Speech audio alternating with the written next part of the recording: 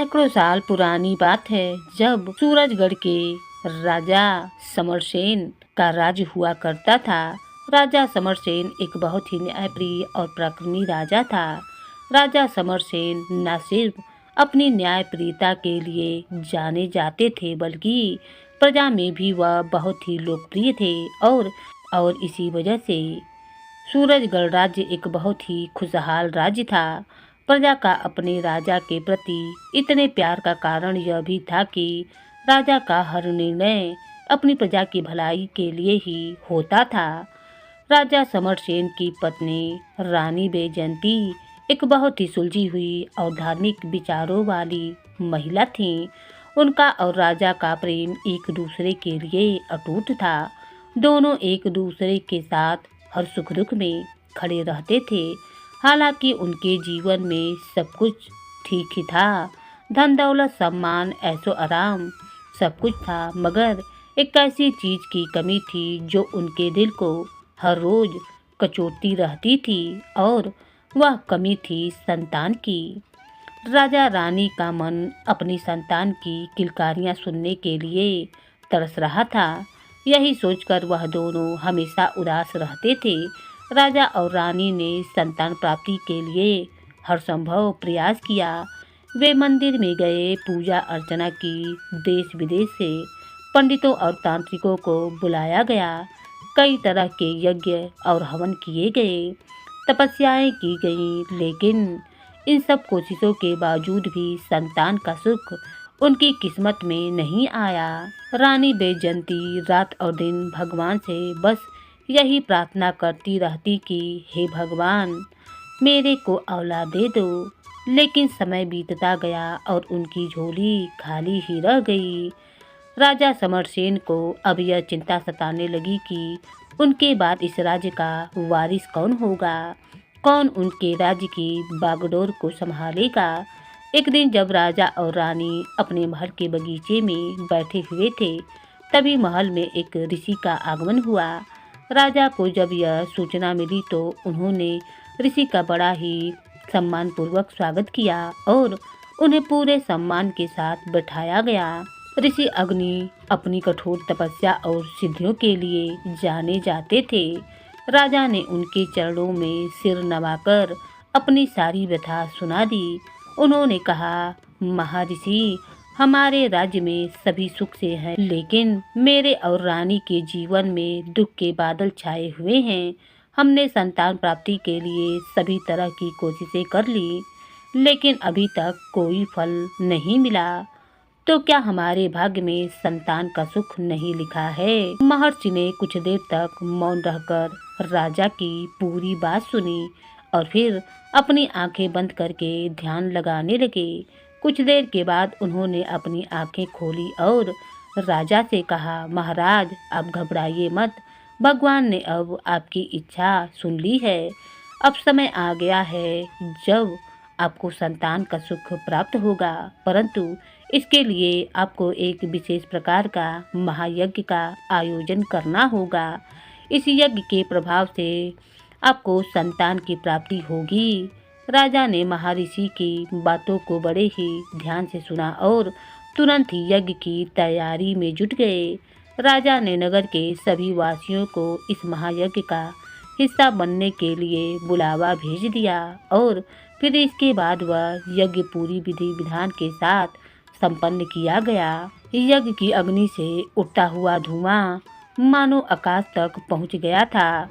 इसके कुछ ही महीने के बाद रानी बैजयंती ने एक सुंदर और तेजस्वी कन्या को जन्म दिया। जैसे ही यह खबर पूरे राज्य में फैली, राजा रानी के साथ सारी प्रजा भी खुशी से झूम उठी। राज्य में चारों तरफ उत्सव का माहौल बन गया था।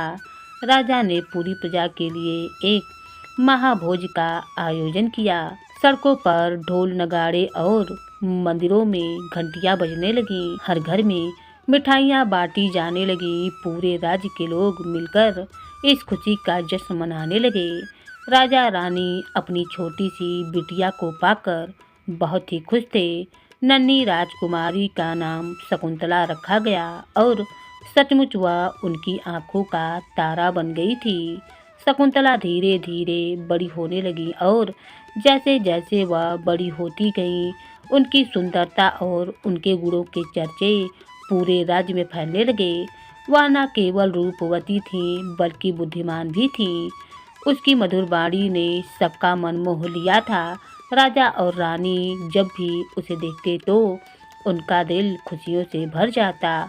वे हमेशा ईश्वर का धन्यवाद करते कि ईश्वर ने उनकी प्रार्थना सुन ली और उनके जीवन की सबसे बड़ी इच्छा पूरी कर दी। परंतु कहते हैं ना कि जीवन में सुख के साथ दुख भी आता रहता है। जीवन सुख दुख का संगम है। एक दिन अचानक राजकुमारी की तबीयत खराब हो गई। पहले तो राजा समरसेन को लगा कि यह कोई साधारण सी बीमारी है, लेकिन धीरे धीरे राजकुमारी की हालत खराब होती चली गई। राजा ने राज्य के सभी बड़े बड़े वैद्य और हकीमों को बुलवाया। राजकुमारी का इलाज शुरू किया गया, लेकिन किसी भी दवा का उन पर कोई असर नहीं हो रहा था। दिन प्रतिदिन राजकुमारी की हालत और भी ज़्यादा बिगड़ने लगी।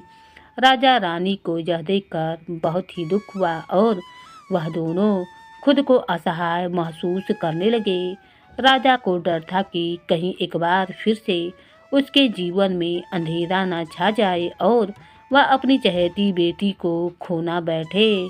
महल के सभी लोग इसी चिंता में लगे हुए थे। हर दिन एक नई दवा दी जाती थी, लेकिन राजकुमारी की हालत में कोई भी सुधार नहीं हो रहा था। राजा समरसेन रात दिन भगवान से यही प्रार्थना करने लगे कि उनकी बेटी ठीक हो जाए, लेकिन जैसे जैसे समय बीतता गया उनकी आशा अब धुंधली होने लगी थी। उन्हें ऐसे लगने लगा था कि भगवान एक बार फिर से उनकी कठोर परीक्षा ले रहा है। एक दिन राजा के राजमहल के दरवाजे पर एक आदमी आया जो बहुत ही साधारण से कपड़े पहने हुए था। देखने में वह कोई देहाती सा मालूम पड़ता था, परंतु उसकी आंखों में एक अजीब सी चमक थी। वह आदमी महल के दरवाजे पर खड़ा होकर जोर जोर से पहरेदार से यह गुजारिश करने लगा कि मुझे राजा समरसेन से मिलने दिया जाए। मैं उनकी बेटी को ठीक कर सकता हूँ। लेकिन पहरेदार उसकी हालत को देखकर उसकी हंसी उड़ाने लगे। उनमें से एक ने कहा, क्या तुमने अपनी हालत नहीं देखी? तुम तो पूरे फकीर आदमी लगते हो। भला तुम जैसे देहाती गवार को राजा से मिलने की इजाज़त कैसे दी जा सकती है? दूसरे पहरेदार ने भी ठहाका लगाते हुए कहा, राजकुमारी को ठीक करना तो दूर, मुझे तो लगता है कि तुम्हें खुद ही इलाज की ज़रूरत है।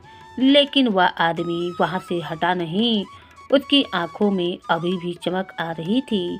उसने पहरेदार से कहा कि मुझे सिर्फ एक बार राजा से मिलने दीजिए, मैं राजकुमारी को ठीक कर सकता हूँ।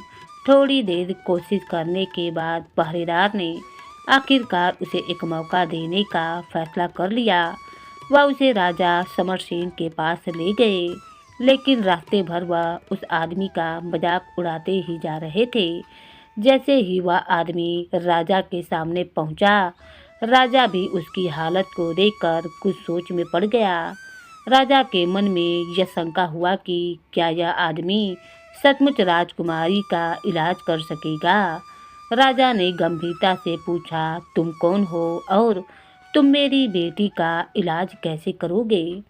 उस आदमी ने बड़ी ही विनम्रता से जवाब दिया, महाराज, मैं दूर देश का एक वैद्य हूँ और मुझे आपके राज्य में राजकुमारी की गंभीर बीमारी के बारे में पता चला और मैं इसे ठीक करने की काबिलियत रखता हूँ। मैं जानता हूँ कि मेरी इस हालत को देखकर आपको मुझ पर विश्वास नहीं हो रहा है, परंतु मेरा यकीन कीजिए, मैं आपकी बेटी को ठीक कर सकता हूँ। राजा ने उसकी पूरी बात को बड़े ही ध्यान से सुना, लेकिन उनके हालात और उनकी देहाती पोशाक को देखकर राजा को उस पर विश्वास नहीं हो रहा था। वह सोच रहे थे कि एक देहाती गंवार आदमी भला उनकी बेटी का इलाज कैसे कर सकता है। वह कहने लगे, तुम्हारी बातें सुनने में तो अच्छी लग रही हैं, लेकिन मैं अपनी बेटी की जान किसी भी खतरे में नहीं डाल सकता हूँ। उस वैद्य ने पूरे विश्वास से कहा, महाराज, मुझे सिर्फ एक मौका दीजिए। अगर मैं असफल रहा तो मुझे आप जो भी सज़ा देना चाहें मुझे मंजूर है, लेकिन अगर मैं सफल हो गया तो मुझे आप मुँहमांगा इनाम भी देंगे।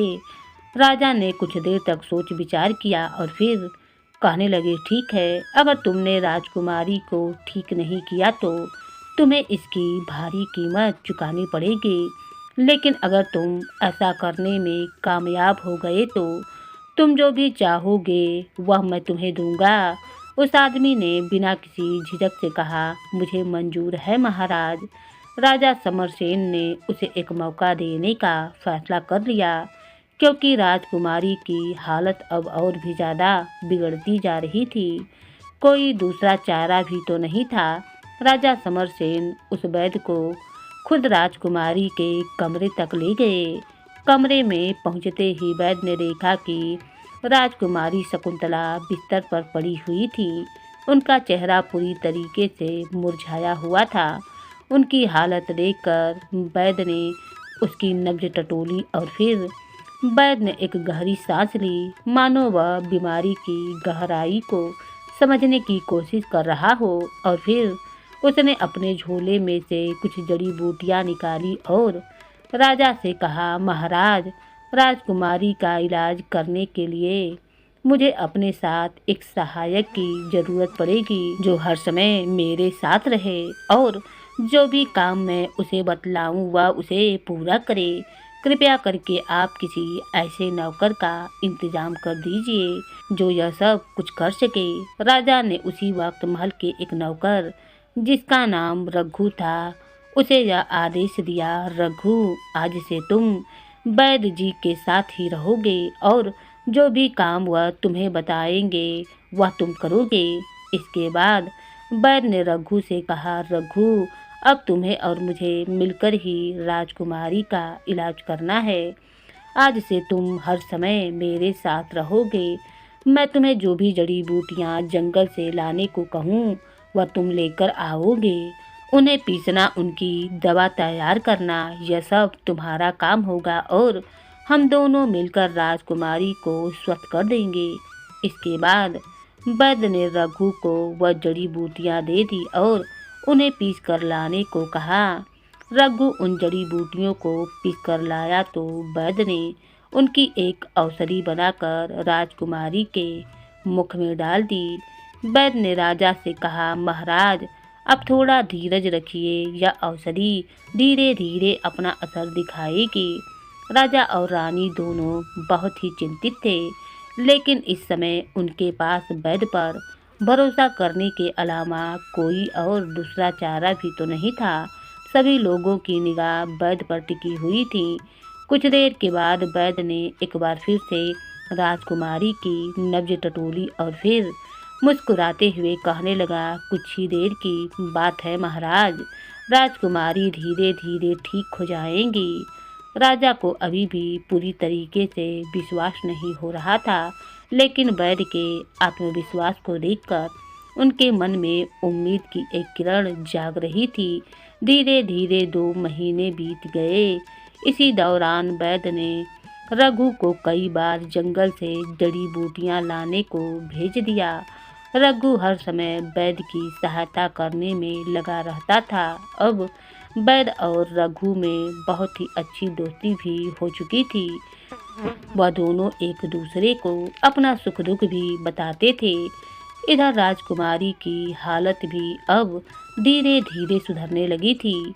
उसका जो चेहरा पहले से पीला पड़ गया था, अब धीरे धीरे फिर से गुलाबी हो रहा था।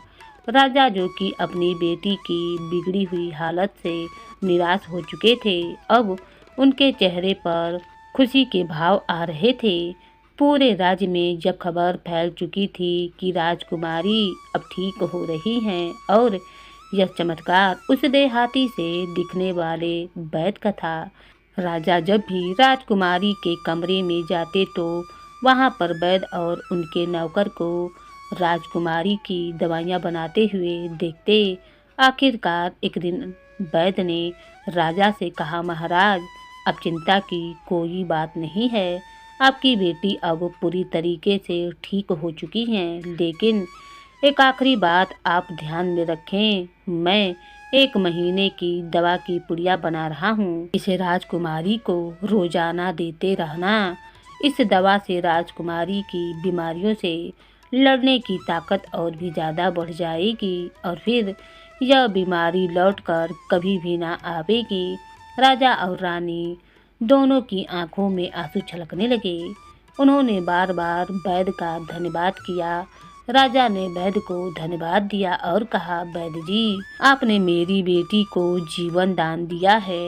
आपका यह उपकार मैं कभी भी भूल नहीं पाऊंगा और मैं हमेशा आपका आभारी रहूंगा। जैसा कि मैंने आपसे वादा किया था कि आप जो भी मुझसे मांगना चाहें वह मांग सकते हैं। मेरी तरफ से कोई कमी ना होगी। यह सुनकर वैद्य ने पहले तो गंभीरता से राजा की तरफ देखा और फिर धीरे से मुस्कुराया।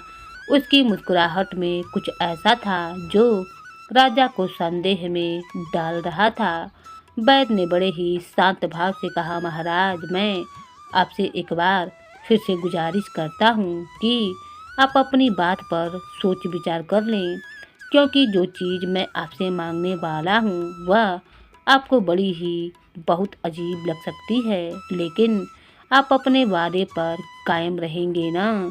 राजा, जो अब तक उसे एक साधारण सा वैद्य मान रहा था, उसकी बातें सुनकर वह थोड़ा सा चौंक गया, लेकिन उसने पूरे विश्वास से कहा, वैद्य जी, तुम्हारी सेवा और समर्पण के सामने कोई भी मांग बड़ी नहीं हो सकती है।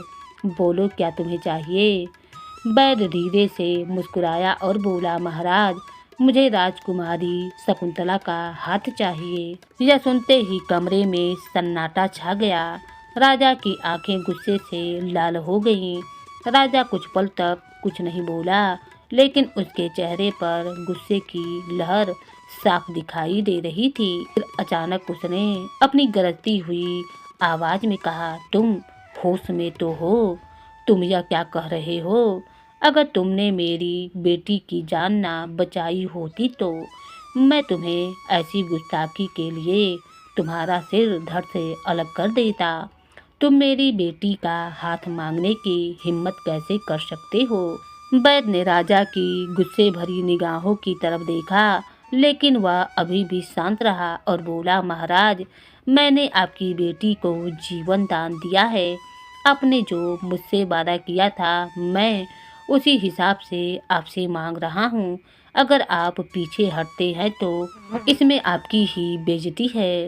राजा का धैर्य अब समाप्त हो चुका था। तुम्हारे पास सिर्फ आज रात का वक्त है। अपना सारा सामान यहाँ से समेटो और इस राज्य से दफा हो जाओ।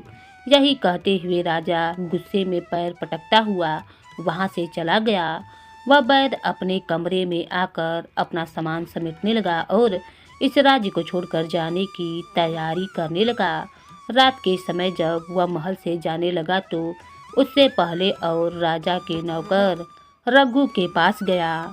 पिछले कुछ महीनों में हम दोनों ने एक साथ काम किया है और काम करते करते हम दोनों अच्छे दोस्त भी बन चुके हैं। अब तो मैं यहाँ से जा रहा हूँ, परंतु एक बात मैं तुम्हें बताना चाहता हूँ। तुम ध्यान से सुनो। मैंने राजकुमारी का इलाज तो कर दिया है, परंतु मुझे मालूम है कि राजा को कुछ दिनों के बाद एक बार फिर से मेरी आवश्यकता पड़ेगी। उस समय जब राजा मुझे ढूंढेंगे तो किसी को मेरे बारे में कुछ मालूम नहीं होगा और उस समय जब मुझे ढूंढते ढूंढते राजा थक जाएं और उन्हें कोई रास्ता ना मिले तो तुम राजा को मेरा पता बता देना कि मैं किस राज्य में किस गांव में रहता हूँ। इसके बाद वैद्य ने रघु को अपना पूरा पता बता दिया कि वह किस राज्य का रहने वाला है और कहाँ रहता है, और फिर वैद्य ने रघु से यह भी कहा कि यह बात हम दोनों के बीच ही रहनी चाहिए। रघु ने भी वैद्य को वचन दे दिया कि वह इस बारे में किसी को भी कुछ ना बतलाएगा। और जब भी राजा को एक बार फिर से वैद्य की आवश्यकता होगी तो उनका नाम पता वह राजा को बता देगा। और फिर रात के अंधेरे में वैद्य राजमहल को छोड़कर कहीं दूर चला गया। राजकुमारी जो कि अब स्वस्थ हो चुकी थी, परंतु अब भी वैद्य ने जो 1 महीने की दवा की पुड़िया उसके लिए दी गई थी वह उसे नियमित रूप से दी जा रही थी। परंतु यह क्या, 1 महीना पूरा होते होते राजकुमारी की तबीयत एक बार फिर से बिगड़ने लगी। उनके चेहरे का रंग उड़ने लगा और वह फिर से कमजोर होने लगी। यह देखकर राजा और रानी फिर से परेशान हो उठे। एक बार फिर से सभी वैद्यों को बुलाया गया, परंतु किसी के भी पास उसका इलाज न था। उनके इलाजों से कोई फायदा न हुआ। तब राजा को एक बार फिर से उसी वैद्य की याद आई। राजा ने अपने कई आदमियों को उस वैद्य की खोज में भेजा, लेकिन किसी को भी उस वैद्य के बारे में नहीं मालूम था कि वह कौन था, कहाँ से आया था और कहाँ चला गया। तब राजा को परेशान देखकर राजा का नौकर रघु राजा के पास आया और कहने लगा, महाराज, मुझे उस वैद्य जी के राज्य और उनके गांव के बारे में पता है। यदि आप कहें तो मैं उन्हें लेकर आ सकता हूँ।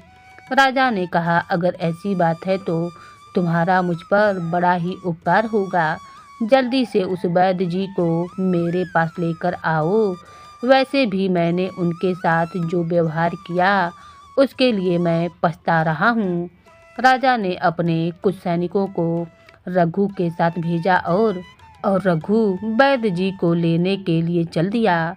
3-4 दिन के लंबे सफर के बाद जब वे लोग वैद्य के गांव में पहुंचे तो रघु ने सिपाहियों को बाहर रहने के लिए कहा और खुद वैद्य के घर में अंदर चला गया।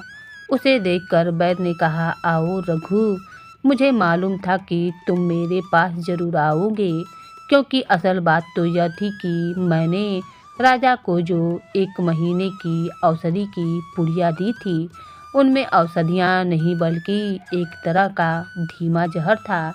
इसके असर से राजकुमारी एक बार फिर से बीमार पड़ गई और उस जहर की काट भी मेरे पास ही है, क्योंकि मुझे पहले से ही इस बात का संदेशा हो गया था कि राजा अपनी बात से पलट जाएंगे और वह अपने वचन को पूरा नहीं करेंगे। इसीलिए मैंने औषधि की जगह धीमे जहर की पुड़िया दी थी। परंतु अब तुम मेरे पास आ गए हो तो मुझे अपनी योजना के पूरे होने में कोई संदेह नहीं है और मेरी योजना अगर पूरी हो जाती है तो उसका पूरा फायदा तुम्हें भी मिलेगा। इसके बाद रघु वैद्य को लेकर महल में वापस लौट आया। राजा ने जब वैद्य को देखा तो भागता हुआ उसके पास आया और आंखों में आंसू लिए हुए कहने लगा, वैद्य जी, मेरी बेटी एक बार फिर से बीमार हो गई है और आप ही इसका इलाज कर सकते हैं। वैद्य ने कहा, महाराज, आपकी पुत्री का इलाज तो मैं कर ही सकता हूँ, परंतु आपके साथ मेरा पुराना अनुभव इतना कड़वा है कि मुझे कई बार सोचना पड़ेगा। राजा ने कहा, ना भाई, ऐसा मत कहो, तुम जो भी कहोगे मैं करने को तैयार हूँ। तब वैद्य ने कहा, ठीक है, तो मेरी 3 शर्त है। पहली शर्त यह है कि मेरी जान को कोई खतरा नहीं रहेगा। दूसरी शर्त यह है कि राजकुमारी के ठीक हो जाने पर उसका विवाह मेरे साथ करना होगा और तीसरी शर्त यह है कि आपको एक ऐसी सभा बुलानी होगी जिसमें आपके दरबार के सभी मंत्री, दरबारी, राज्य के सभी प्रमुख, प्रतिष्ठित लोगों के अलावा राज्य की आम जनता भी होगी। उन सभी के सामने आपको मेरी पहले की दोनों शर्तों को पूरा करने का वचन देना होगा। उसके बाद ही मैं राजकुमारी का इलाज शुरू करूंगा। राजा ने कहा, ठीक है, मुझे भी अपनी गलती का एहसास हो चुका है और मैं तुम्हारी सभी शर्तों को मानने को तैयार हूँ। और कुछ ही घंटों में राजमहल के बाहर मैदान में एक बहुत ही बड़ी सभा बुलाई गई, जिसमें राजा और उसके मंत्रियों के अलावा शहर के सभी प्रजावासी और प्रतिष्ठित लोग भी वहां पर मौजूद थे। राजा ने सभी प्रजावासियों के सामने वचन दिया कि मैं राजकुमारी का विवाह इन वैद्य जी के साथ करने की प्रतिज्ञा करता हूँ और साथ ही राजमहल में वैद्य जी की जान को किसी भी तरह का कोई खतरा नहीं होगा। और फिर वैद्य ने तुरंत ही राजकुमारी का इलाज शुरू कर दिया। असल में राजकुमारी को कोई बीमारी तो हुई ही न थी, बल्कि यह तो वैद्य के द्वारा दिए गए उस धीमे जहर का असर था, जिससे राजकुमारी बीमार पड़ गई थी। और फिर धीरे धीरे वैद्य ने अपनी औषधियों के द्वारा उस जहर का असर खत्म कर दिया। राजकुमारी एक बार फिर से अस्वस्थ हो चुकी थी। राजा वैद्य की इस योजना से बिल्कुल अनजान था और मन ही मन अब उसे इस बात का पछतावा भी हो रहा था कि उसे पहले ही वैद्य की बात को मान लेना चाहिए था। कुछ ही दिनों के बाद जब राजकुमारी एक बार फिर से स्वस्थ हो गई तो राजा ने अपने वचन के अनुसार वैद्य का विवाह राजकुमारी से करवा दिया। वह वैद्य अब राजा का दामाद बन चुका था और अपने दामाद की सिफारिश पर राजा ने अपने नौकर रघु को एक मंत्री का पद दे दिया। और इसी तरह से उस चालाक वैद्य ने ऐसी योजना बनाई कि राजा को अपना वचन पूरा करने के लिए मजबूर होना पड़ा। तो दोस्तों, मुझे पूरी उम्मीद है कि आपको यह कहानी बहुत ही पसंद आई होगी। अगर कहानी पसंद आई हो तो लाइक शेयर सब्सक्राइब करना न भूलें और हाँ, कमेंट तो आप पहले करें। धन्यवाद।